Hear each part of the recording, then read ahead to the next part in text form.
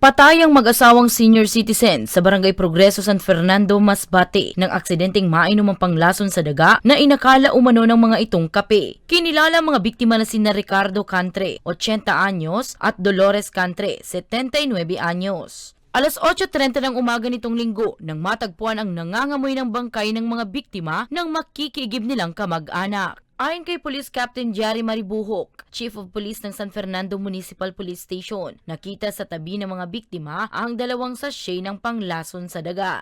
Ito kasi ma'am, ang nakita namin yung nagkapag-problema itong dalawang matanda ma'am. Kasi sila lang yung nasa bahay ma'am.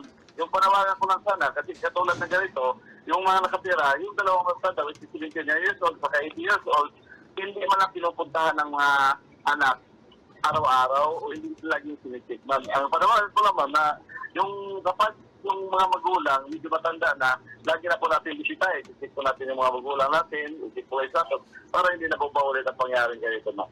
Lumalabas naman sa autopsy result na nalason ang mga biktima.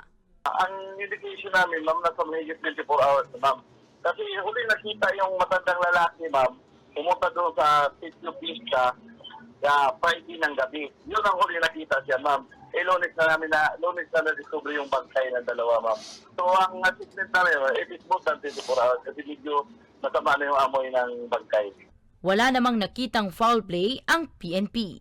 Para sa mga balitang Tatak Bicol, Danica Garcia.